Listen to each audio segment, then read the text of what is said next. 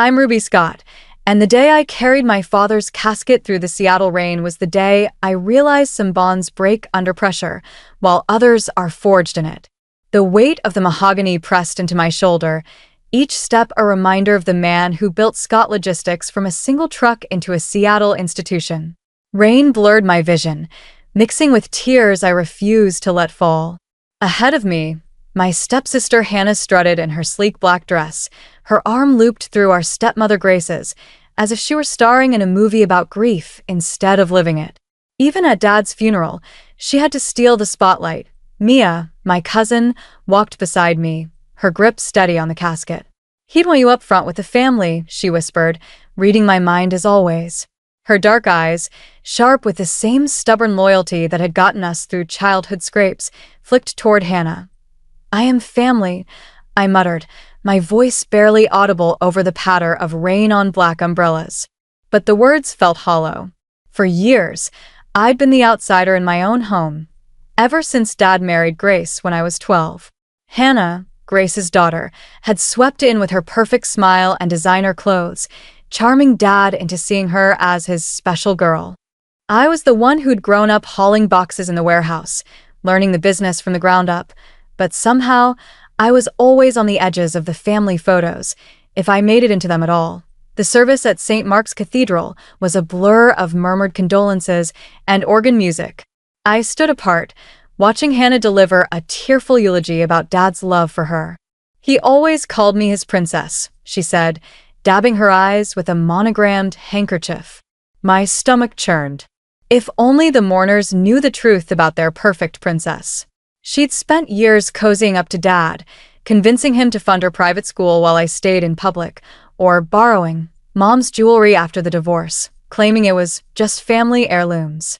I'd let it slide, thinking it wasn't worth the fight. But today, something in me shifted. "Your dad was a good man, Ruby," a voice said beside me. Levi Brooks, Dad's lawyer and an old friend, stood there, his gray suit damp from the rain. "He'd be proud you're here." I forced a smile. "Thanks for coming, Levi." "Of course. We'll need to discuss the estate soon. Maybe next week." Before I could answer, Hannah's voice cut through the drizzle. "Levi, there you are." She glided over, her mascara somehow untouched despite her crocodile tears. "We can talk tomorrow. I've cleared my schedule." Levi shifted, his discomfort obvious. "Actually, Hannah, both you and Ruby need to be present for." "Oh, don't be silly," Hannah interrupted, her laugh sharp and grating against the somber air. "Dad made his wishes clear. Everything goes to me. Ruby understands, don't you, sis?" My hands clenched into fists, the damp leather of my gloves creaking. "No, actually, I don't." "Now's not the time," Grace interjected, appearing at Hannah's side, her face pale under her wide-brimmed hat. "Girls, please. Your father wouldn't want this." "You're right, Mom," Hannah said, her smile syrupy. "We should focus on remembering Dad. Though, I do need to stop by his office tonight to pick up some important documents." My head snapped up. "What documents?" "Just some family papers Dad wanted me to have. Nothing you'd care about." Her tone was too smooth, her eyes too sharp. I'd seen that look before, when she'd accidentally taken credit for my work on a company project or misplaced my application for a promotion. "Actually," I said, stepping closer, "I think I'll come with you. For old time's sake." Hannah's smile flickered, just for a second. "That won't be necessary. I insist."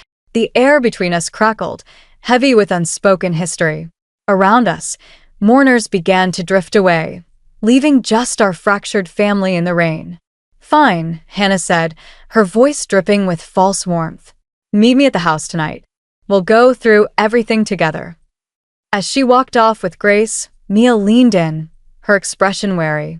"You're not letting this go, are you?" "No," I said, my eyes locked on Hannah's retreating figure. "Not this time." That evening, I pulled up to Dad's house in Capitol Hill, the old Victorian looming against the Seattle skyline. The spare key was still hidden under the loose brick by the garden gate, Dad's habit he never broke, no matter how many times I warned him about security. The house felt like a ghost of itself, the air heavy with the absence of his laughter. Family photos line the hallway, most of them showcasing Hannah's perfect smile, with me barely visible in the background, if at all. Each frame was a reminder of how she'd edged me out, bit by bit. Since we were kids, I slipped into Dad's study, the scent of leather and his favorite cedarwood candles hitting me like a wave. The room was his sanctuary, where I'd spent countless evenings watching him pore over contracts, his brow furrowed in focus. I ran my fingers along his oak desk, my throat tightening. Then a noise, footsteps, too quick and sharp to be Hannah's usual catwalk strut. I ducked behind the door just as a shadow crossed the hallway. Through the crack, I saw Hannah slip into the room, her movements frantic. She made a beeline for Dad's filing cabinet, yanking open drawers and rifling through folders with a desperation I'd never seen from her. She was looking for something, and she wasn't supposed to find it. I stepped out, my voice cutting through the silence. Looking for something? Hannah whirled around, papers clutched to her chest, her eyes wide. You're early. So are you. I nodded at the mess of folders. Organizing Dad's legacy by tearing it apart. I don't know what you're talking about. She tried to push past me, but I blocked her path. In her haste, she dropped a stack of papers. As I bent to pick them up, my breath caught. There, in Dad's familiar scrawl, was a letter addressed to me, dated just weeks before he passed. Give me those. Hannah lunged, but I held the papers out of reach, my eyes scanning the first lines. My dearest Ruby, there's something you need to know about your sister. My hands shook as I read on. Dad had discovered Hannah forging his signature on company contracts, funneling money into secret accounts. He'd been watching her, piecing together her betrayal. Hannah paced the room, her manicured nails tapping against her arms. You weren't supposed to find that, she hissed. I looked up, my voice steady despite the storm inside me. Is this why you've been sneaking around? Because Dad knew you were stealing from him. Her face paled. You don't understand. Oh, I understand. I waved the letter. You've been playing everyone, Dad, the board, even Grace. For years. Give me that letter. She lunged again, but I sidestepped her. A knock at the door made us both freeze. Grace stood there, her face etched with worry. Girls, what's going on? I heard shouting. Nothing, Mom, Hannah said, smoothing her hair with a practiced smile. Just sorting through old memories. I held up the letter. Actually, we were discussing how your daughter's been defrauding Dad's company. Grace's eyes widened, her hand flying to her mouth. What? She's lying. Hannah snapped, her voice shrill. She's always been jealous of me, Mom. Now she's trying to turn you against me. Read it yourself, I said, handing the letter to Grace. Her hands trembled as she scanned the words, her face crumpling with each line. Hannah, she whispered, please tell me this isn't true. Before Hannah could answer, my phone buzzed. A text from Mia. Found something big. Meet me at the hideout now. This isn't over, I told Hannah, gathering the scattered papers. Not by a long shot. 20 minutes later, I slid into a booth at the hideout, a cozy coffee shop in Fremont where Mia waited, her laptop glowing with urgency. Her dark hair was pulled into a messy bun, a sure sign she'd been up all night digging. You're not gonna believe this, she said, spinning the screen toward me. Remember that huge contract Scott Logistics lost last year? The one that nearly tanked the company. I nodded, leaning in. The deal had been a blow, forcing layoffs and cutting Dad's expansion plans. What about it? Look at the signature date. She pointed to a scanned document. Dad was in the hospital that day, hooked up to machines. No way he signed this. My heart raced as I studied the contract. The signature looked like Dad's, but the loops were too perfect, too practiced. Hannah, I murmured, pulling out my phone. I need a lawyer. Already on it. Mia grinned, sliding me a business card. Levi Brooks. Specializes in corporate fraud. He's waiting for your call. I dialed Levi's number, my fingers trembling. A deep, steady voice answered. Levi Brooks. Hi, this is Ruby Scott. Mia Torres gave me your number. I need help exposing a fraud. I'm listening. For the next hour, I laid out everything. Dad's letter, the forged contract, Hannah's late-night search. Levi asked sharp questions, his tone calm but focused, like he was already building a case in his head. "Send me everything you have," he said finally. "And Ruby, don't confront Hannah again without me. People like her get desperate when cornered." As if on cue, my phone lit up with a text from Levi's colleague, Gareth, the family lawyer. "Emergency meeting tomorrow, 9 a.m. Hannah's pushing for immediate asset transfer. She's moving fast," Nia said, reading over my shoulder. "Too fast," I agreed, my stomach twisting. Hannah was scared, and that made her dangerous. That night, I couldn't sleep. I spread the documents across my apartment floor in Belltown, the city lights filtering through my window. Strange withdrawals from company accounts, contracts that didn't add up, Dad's signature subtly off on certain papers. It was all there, a puzzle I should have seen years ago. A knock at my door startled me. Through the peephole, I saw Gareth looking grim. "Sorry for the late visit," he said when I let him in. He pulled out a folder. "Your father left these in my safe months ago, with instructions to open them only after his death." My hands shook as I flipped through bank statements, security footage, and email printouts. Dad hadn't just known about Hannah's fraud. He'd been building a case. The last page was a letter. "My dearest Ruby, if you're reading this, I ran out of time.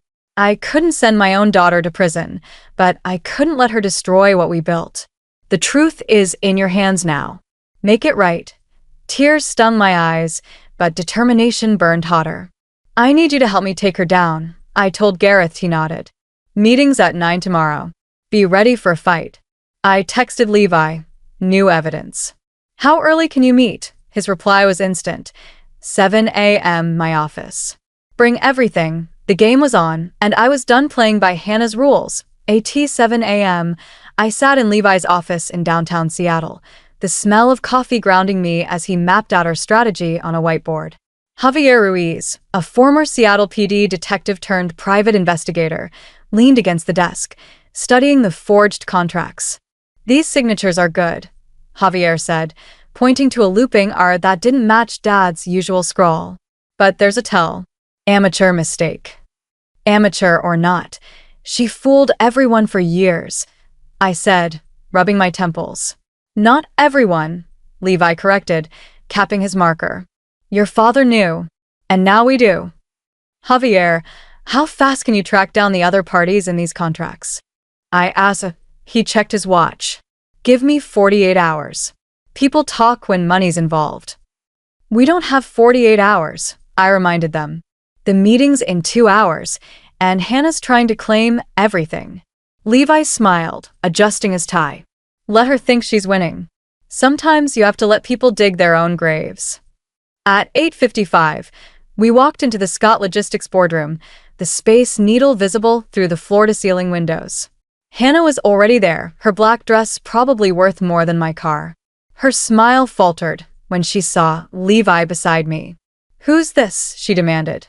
"My lawyer," I said, taking a seat. "Hope you don't mind." Grace sat between us, her eyes red-rimmed, like she hadn't slept. Gareth arrived last, his briefcase stuffed with documents. Hannah spoke first, sliding a document across the table. "I have Dad's most recent will. It's clear about his wishes." Levi picked it up, studied it for a moment, then set it down. "Interesting. When did your father sign this?" 2 months ago, Hannah said, her voice confident. "Remarkable," Levi said, considering he was in a coma that entire week. The room went silent. Hannah's smile cracked. "That's ridiculous. I have witnesses." "Like Marcus from accounting?" I cut in. "We spoke to him this morning. He's very cooperative when faced with accessory to fraud charges." Hannah's face hardened. "You're bluffing." Levi opened his laptop and played a video. Marcus's nervous face appeared, detailing years of cooking books at Hannah's direction. "Turn that off," she snapped, standing. "This is all lies, Mom. You can't believe this." Grace wouldn't meet her eyes. "The signatures, Hannah. They match your old college papers. I recognized them last night." "This is absurd," Hannah laughed, but it sounded hollow. "Gareth, tell them Dad's wishes." Gareth cleared his throat. "Actually, I have something else." He pulled out the folder from last night. Your father left evidence of systematic fraud within the company. Hannah's composure shattered. You're all against me. Dad loved me more. Everyone knows that. He loved us both, I said quietly. He just trusted me more. Why do you think he left all this evidence with me? My phone buzzed. A text from Javier. Found the smoking gun. Former client willing to testify about kickbacks. Sending details. It's over, Hannah, I said, standing. We can do this the easy way or the hard way. You wouldn't dare go public, she hissed. It'd destroy the company. Better the truth than more lies. Levi projected a spreadsheet onto the wall. Every fraudulent transaction, every forged signature, every stolen dollar. 5 years, he said. Over $12 million. Tears smeared Hannah's makeup. Mom, please. But Grace had moved to my side of the table, her hand finding mine. Hannah Scott, Levi said, you have 24 hours to sign a full confession and repay all stolen funds, or we go to the authorities. We already have, Gareth added. Your father made sure of that. Hannah grabbed her purse and stormed out, pausing to hiss, You'll regret this, Ruby. The Seattle courthouse steps felt like a mountain as I climbed them 3 days later. Hannah hadn't signed the confession. Instead, she'd filed an injunction, claiming I was stealing her inheritance with false accusations. Ready? Levi asked, holding the heavy door open. No, I admitted, but let's do this. Inside, Hannah sat with her new lawyer, a slick corporate type in a tailored suit. She'd traded her designer dresses for a conservative navy one, playing the grieving daughter to perfection. All rise, the bailiff called as Judge Martinez entered. Your Honor, Hannah's lawyer began. My client is the victim of a malicious attempt to deny her rightful inheritance through fabricated allegations. I gripped the table, my nails digging into the wood. Levi remained calm, organizing documents with precision. Your Honor, he said when it was our turn, I'd like to call our first witness, Marcus from Scott Logistics Accounting Department. Hannah's face went white as Marcus took the stand. Mr. Marcus, Levi began, tell the court about the meeting last year. Objection. Hannah's lawyer jumped up. Relevance. Goes to pattern of behavior, Levi replied smoothly. Overruled, Judge Martinez said. Continue. Marcus swallowed hard. Miss Hannah called me to her office, said she needed signatures verified on contracts. When I pointed out her father was in the hospital, she told me to make it work or find another job. The judge leaned forward. Are you saying she asked you to forge documents? Not directly, Your Honor. She left cash on my desk. Hannah's lawyer scrambled, but Marcus's testimony was just the start. For 2 hours, witnesses, former clients, bank employees, detailed Hannah's schemes, kickbacks, suspicious transfers, late-night office visits caught on camera. During a recess, Mia squeezed my hand. You're winning. Look at her. She's terrified. She was right. Hannah's perfect facade was crumbling, her whispers to her lawyer frantic. When court reconvened, Levi played a video from Dad's study, recorded a week before his death. Dad's tired face filled the screen. If you're watching this, my worst fears about Hannah were true. I've gathered evidence of her fraud, but I couldn't turn in my own daughter. Ruby, you've always been the honest one. Make this right. Hannah burst into tears, raw and uncalculated. Stop, she whispered, then louder. Stop. I can't do this anymore. The courtroom fell silent as she stood, shaking. It's true. I forged the signatures. I made the deals. I thought I could fix it before anyone found out, but then Dad got sick. She sank back into her chair. I'm sorry. Judge Martinez's gaze was unflinching. Miss Carter, are you admitting to multiple counts of fraud? Yes, Hannah whispered. Yes, I am. The next hour was a whirlwind of legal terms.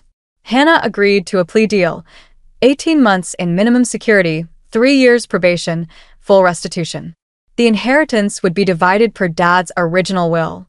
As we left, Grace caught up to me, tears in her eyes. I'm so sorry, Ruby. I should have seen it. We all should have, I said, hugging her. But as Levi discussed next steps, My phone buzzed with an anonymous text. You took everything from her. Now she'll take everything from you. Watch your back. The war wasn't over. The threats started small but grew darker.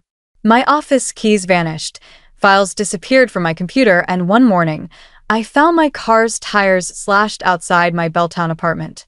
Someone's trying to scare you, Javier said, examining the damage. And they're good at covering their tracks. Hannah's under house arrest. I reminded him. She can't be doing this. She's got friends, Javier said. Powerful ones who lost money when she went down. Before I could respond, my phone rang, unknown number. Is this Ruby Scott? A man's voice asked, unfamiliar. I have information about your sister's other accounts. Offshore, Cayman Islands. Meet me at the old warehouse on Pike Street tonight. Come alone. It's a trap, Javier said when I put the call on speaker. Obviously, I agreed, but it's our only lead. You're not going alone. Javier called Levi, and we devised a plan. I'd meet the caller, but Javier's team would watch, and Levi would be nearby with a legal team. The warehouse in Seattle's industrial district loomed dark and empty, the evening air thick with a smell of oil and rust. I checked my hidden microphone. Testing, testing. Clear signal. Javier's voice crackled through my earpiece. We've got eyes on all exits. Inside, the space was a maze of old machinery and shadows. Footsteps echoed behind me. A man stepped out. Victor Lang, a board member who'd resigned after Hannah's arrest. You're working with her, I said, not a question. He smiled coldly. Hannah was good for business. Until you ruined it. She ruined herself. My voice stayed steady, but my pulse raced.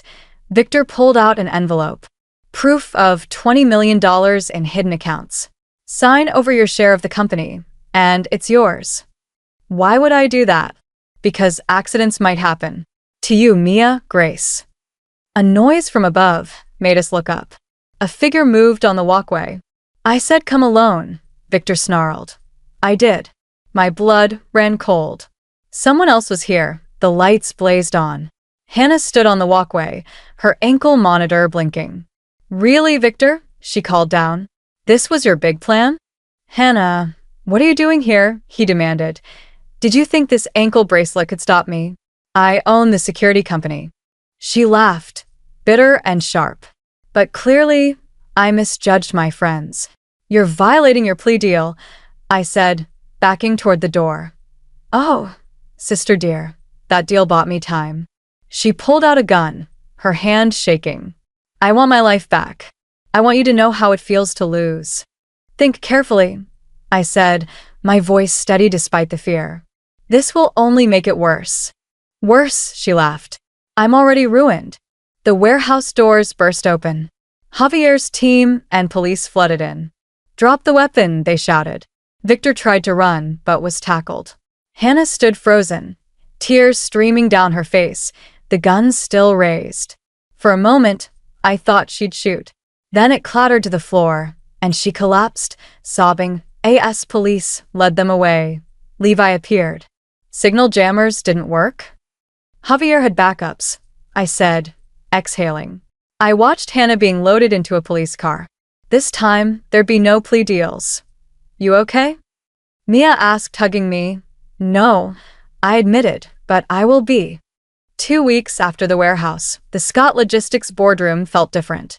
Sunlight streamed through the windows, illuminating the empty chair where Hannah used to sit. I stood at the head of the table, smoothing my blazer, as Gareth handed out reports. The numbers aren't good, he said.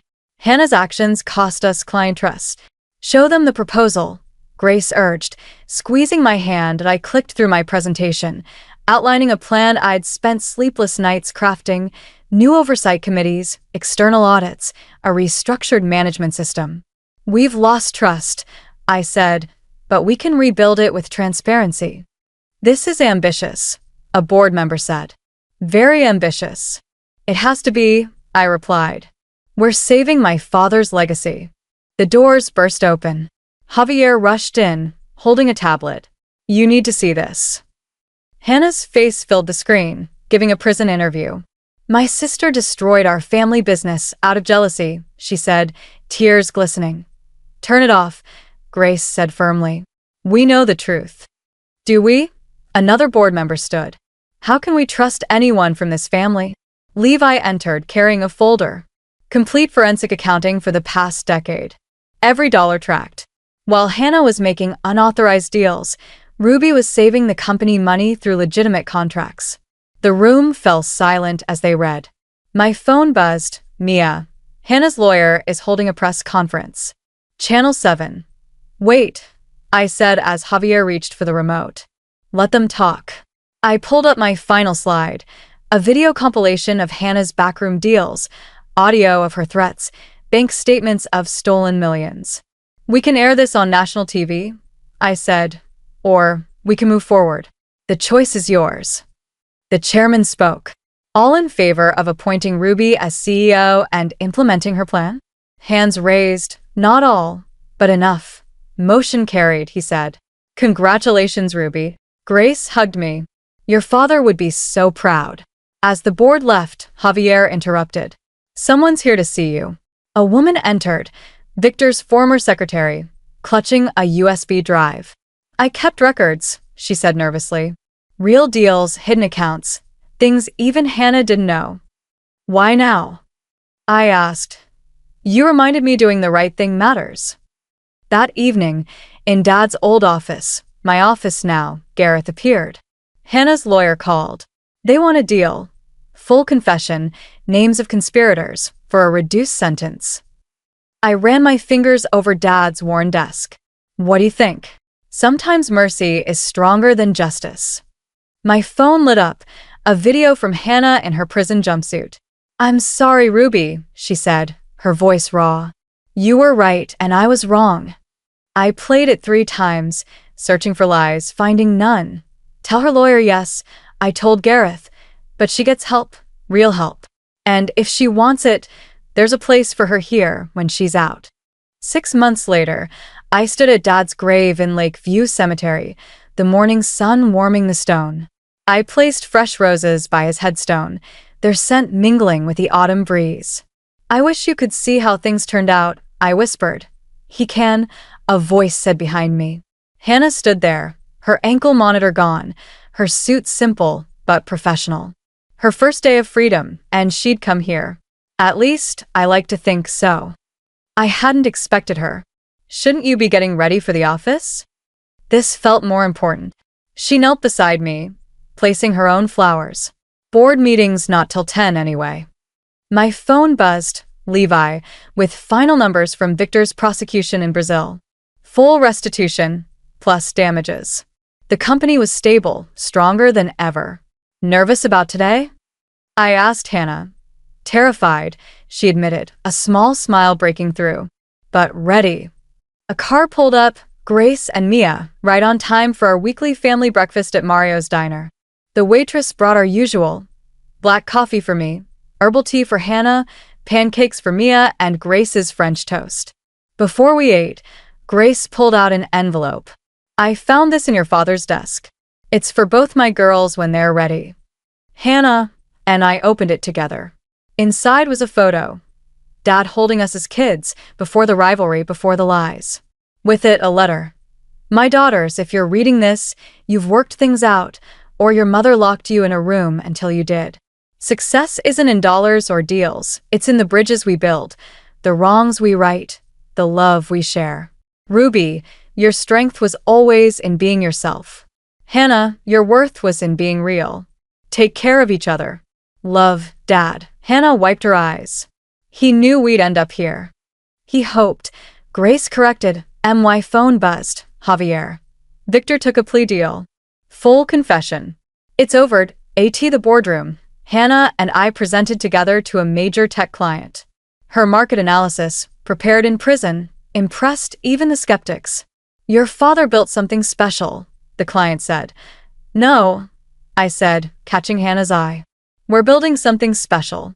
After, in my office, Hannah paused at Dad's old desk. Fresh start, she said, placing our childhood photo in a new frame. Fresh start, I agreed. She replied to our family group chat. where Grace had sent a photo of Dad's blooming rose garden. Family dinner tonight. All cooked, you'll burn the house down, I texted. Takeout at my place. Dealed. As I looked out at Seattle skyline, the photo on my desk caught the light. Two sisters, one father, a new story to write together. To everyone who's followed this journey, thank you.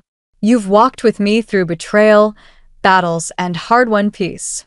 If this story moved you, hit that subscribe button and join us, where every fight for truth builds a stronger tomorrow.